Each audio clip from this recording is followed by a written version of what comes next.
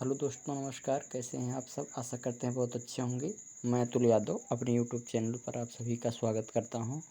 मैं SSC CHSL का practice set यानी कि प्रीवियस ईयर क्वेश्चंस 2024 में जो एग्ज़ाम हुआ था उसका कराने जा रहा हूं। आप सब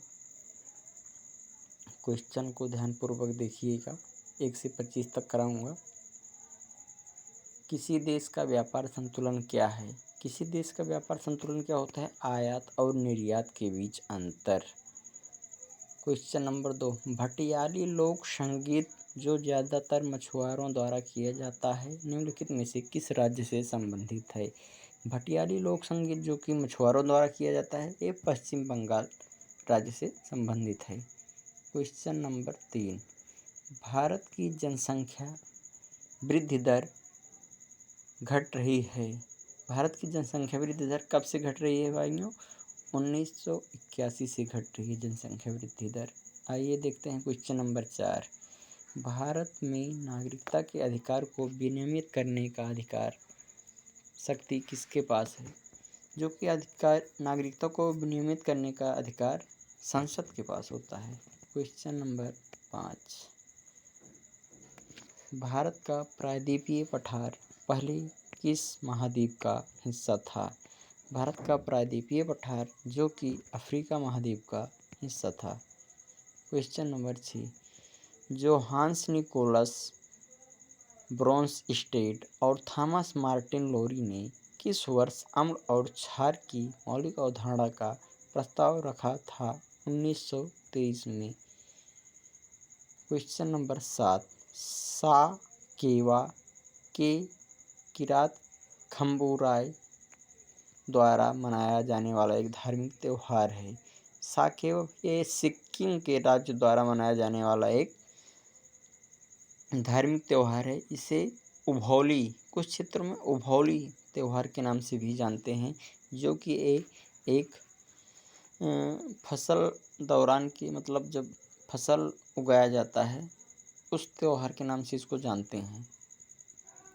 आइए पढ़ते हैं क्वेश्चन नंबर 8, भारत के लिए पंचवर्षीय योजना और उनकी अवधि नीचे दी गई है, सही ढंग से मेल खाता है। तो दूसरी पंचवर्षीय योजना 56 से 61 तक चली थी, ये सही है। तीसरी पंचवर्षीय योजना 1961 से 66 तक चली है, ये भी सही है, यानी कि दोनों सही लग रहा है। चौथी पंचवर्षीय योजना ये गलत है, 1969 से 74 तक चली थी, जो कि क्वेश्चन नंबर सी गलत है।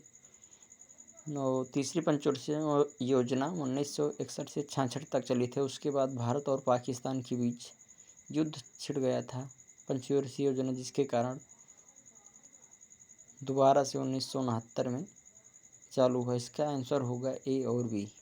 आइए क्वेश्चन नंबर 9 पढ़ते हैं। निम्नलिखित में से बृहत कथा कोश के लेखक कौन थे?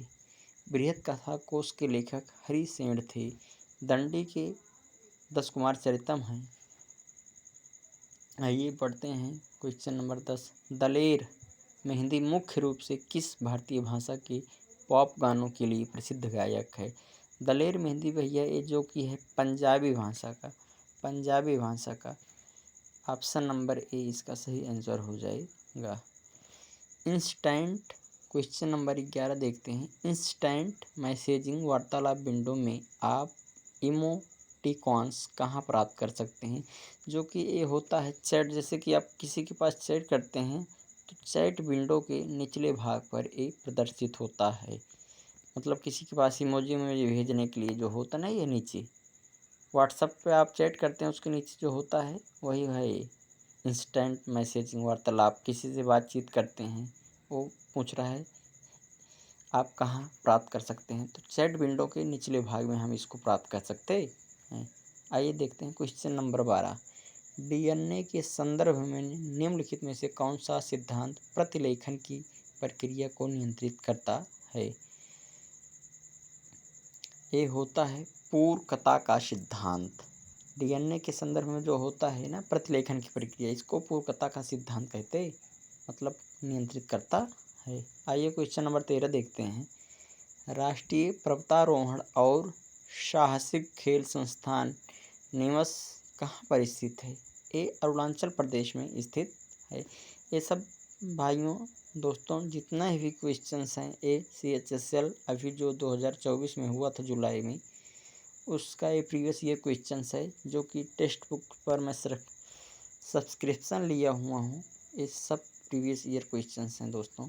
भारत ने पहली बार एशियाई खेलों की मेजबानी किस वर्ष की थी? 1951 में किया था पहली बार, दूसरी बार 1982 में किया था, जो कि ये दोनों बार दिल्ली में हुआ था। आइए क्वेश्चन नंबर 15 देखते हैं। मार्च 2024 तक निम्नलिखित में से कौन सा राष्ट्रीय हरित अधिकरण का अध्यक्ष है? प्रकाश श्रीवास्तव जी हैं। दोस्तों ये हमारी पहली वीडियो है, जो कुछ भी दिक्कत होगी उसको आप सब लोग क्षमा करेंगे, धीरे धीरे सुधार हो जाएगा जो हिचकिचाहट है अंदर से। आइए देखते हैं। लंगवीर नृत्य राज्य किस एक लोक नृत्य है? लंगवीर नृत्य पूछ रहा है किस राज्य का एक लोक नृत्य है? ये उत्तराखंड का एक लोक नृत्य है। क्वेश्चन नंबर 17 देखते हैं। निम्नलिखित में से किस राज्य या केंद्र शासित प्रदेश में भारत की पहली 100% पूर्णतः डिजिटल साक्षर पंचायत है? केरल में ये पूर्णतः डिजिटल साक्षर पंचायत है। आइए देखते हैं क्वेश्चन नंबर 18। राज्य के पूर्व मंत्री और भाजपा गठबंधन सहयोगी IPFT के पूर्व अध्यक्ष 2023 को पद्मश्री पुरस्कार मरणोपरांत प्रदान किया जाएगा। ये भैया है नरेंद्र चंद्र देव वर्मा। इनको अभी 2023 में मरणोपरांत पुरस्कार प्रदान किया गया था। आइए देखते हैं क्वेश्चन नंबर 20। भारत की जनगणना 2011 के अनुसार अधिकांश लोग से भारत अन्य राज्यों में पलायन करने आए थे। उत्तर प्रदेश और बिहार से पलायन करने आए थे जनगणना के अनुसार। ठीक भैया। आइए देखते हैं क्वेश्चन नंबर 20। आर्य समाज के संस्थापक कौन थे? आर्य समाज के संस्थापक स्वामी दयानंद सरस्वती जी हैं। क्वेश्चन नंबर 21 देखते हैं। संविधान के किस भाग में आपको मौलिक अधिकारों की 6 व्यापक श्रेणियां मिलेंगी? संविधान के भाग 3 में हमें जो है भाग 3 में भाग 3 12 से 35 तक है भाग 3, जो कि हमें मौलिक अधिकार इसमें मिलता है। क्वेश्चन नंबर 22 देखते हैं। भारत में वित्तीय वर्ष 1 अप्रैल से शुरू होता है और 31 मार्च को समाप्त होता है। इस क्वेश्चन को आप सब जरूर जानते होंगे। आइए देखते हैं क्वेश्चन नंबर 23। भू आभ पृथ्वी का क्या होता है भैया? भू आभ एक पृथ्वी का आकार होता है। आइए देखते हैं क्वेश्चन नंबर 24। शतरंज की बिसात पर कितने वर्ग होते हैं? ये सब तो आप बिल्कुल जानते होंगे। शतरंज की बिसात पर कितने वर्ग होते हैं, यानी कि 8-8 का होता है, तो 8×8 64 वर्ग होते हैं। ठीक है भैया। आइए देखते हैं लास्ट क्वेश्चन, जो कि अंतिम क्वेश्चन होगा। एवरेज फंक्शन निम्नलिखित में से किस टूल के ड्रॉप डाउन मेनू में सूचीबद्ध है? ये ऑटो सम फंक्शन में सूचीबद्ध है। हम चलते हैं, सबमिट कर देते हैं साथियों, देखते हैं कितना सही है। इसको मैं एक बार बढ़िया से अच्छे से पढ़ लिया हूँ, सब सही है दोस्तों। आइए एनालिसिस करते हैं, 5 मिनट और लेंगे बस। किसी देश का व्यापार संतुलन क्या है? आयात और निर्यात के बीच अंतर। सही है ना दोस्तों? ये आयात और निर्यात के बीच अंतर होता है ना, जो हम व्यापार संतुलन बनाते हैं। ठीक है। भटियाली लोक संगीत जो ज़्यादातर मछुआरों द्वारा किया जाता है, निम्नलिखित में से किस राज्य से संबंधित है? पश्चिम बंगाल से। 5 मिनट में हम रिवीजन कर लेते हैं, उसके बाद। भटियाली लोक संगीत रूप से पश्चिम बंगाल राज्य से जुड़ा है। यह संगीत मुख्य रूप से मछुआरों द्वारा नदियों में यात्रा करते समय किया जाता है, जो नदी के किनारे रहने वाले समुदायों के जीवन और संस्कृति को दर्शाता है। भारत की जनसंख्या की वृद्धि दर 1981 से घट रही है। भारत में नागरिकता के अधिकार को विनियमित करने का अधिकार, ये तो भैया पता है, संसद के पास होता है। भारत का प्रायद्वीपीय पठार पहले किस महाद्वीप का हिस्सा था? अफ्रीका। जो एनालिसिस करने लायक अच्छे क्वेश्चंस होंगे उसको मैं सॉल्यूशन बढ़िया से देख के करा दूंगा। ठीक है, ये प्रायद्वीप मतलब भारत का प्रायद्वीप पठार कभी गोंडवाना नामक प्राचीन महाद्वीप का हिस्सा था। गोंडवाना में क्षेत्र में शामिल जो अब अफ्रीका, अमेरिका, अंटार्कटिका, ऑस्ट्रेलिया और भारतीय उपमहाद्वीप का हिस्सा है। आइए देखते हैं क्वेश्चन नंबर 6।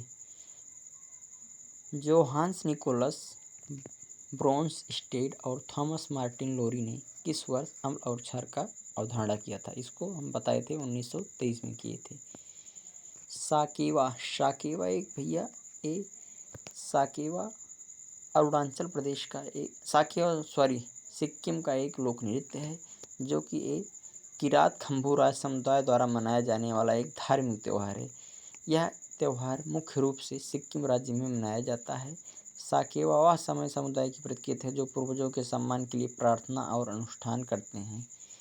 ठीक है भैया। साकेवा को कुछ क्षेत्रों में उभौली त्यौहार के रूप में भी जाना जाता है जो खेती के मौसम में आरंभ का एक प्रतीक है। आइए क्वेश्चन नंबर 8 देखते हैं। भारत के लिए पंचवर्षीय योजना की अवधि दी गई है, कौन सा सही है? दूसरा सही है, 1956 से 61 तक चली थी। तीसरा सही है, 61 से 66 तक चली थी। ए और बी दोनों सही हैं। बृहत कथा कोश के लेखक कौन है? हरिसेन हैं। देख लेते हैं एक बार एनालिसिस इसका।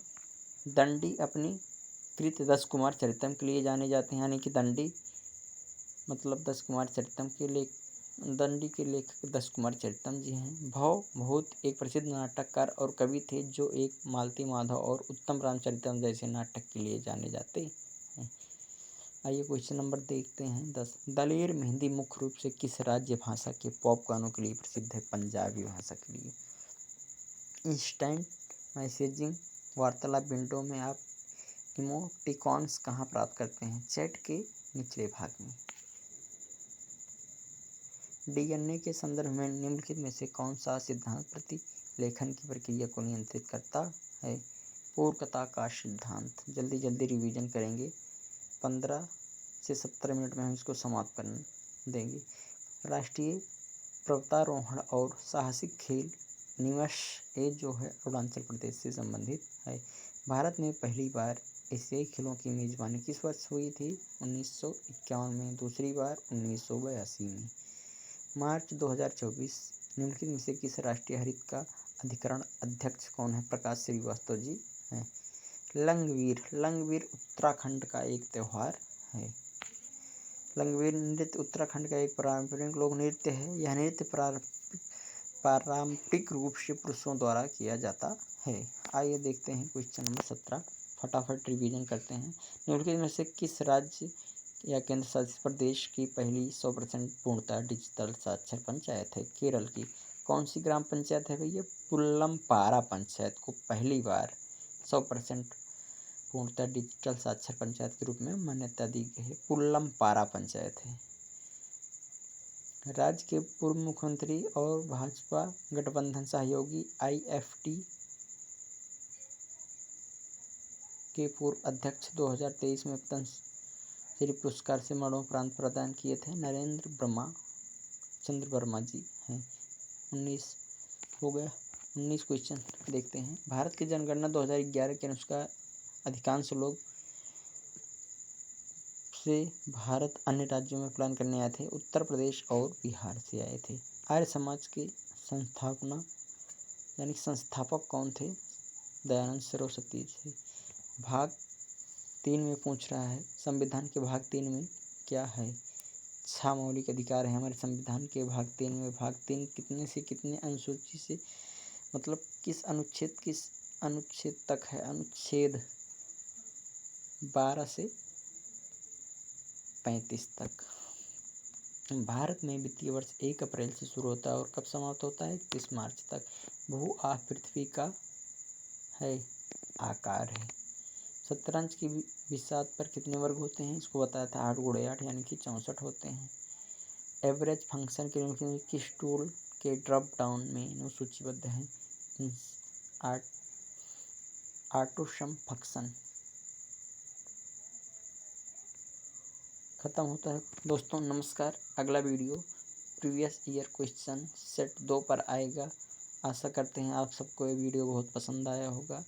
आप सब अपना साथी, अपना छोटा भाई, बड़ा भाई मानकर ये वीडियो को ज़रूर शेयर करेंगे और लाइक करेंगे। मुझे आशा नहीं, पूर्ण विश्वास है आप सब साथी मेरा सहयोग करेंगे। जो भी कुछ भी गलती हुई होगी इस वीडियो में, क्षमा चाहता हूँ। नेक्स्ट वीडियो में आप कमेंट करिएगा, उसको सुधार करने के लिए मैं आगे सदैव काम करता रहूँगा। तब तक के लिए थैंक यू। जय हिंद, वंदे मातरम।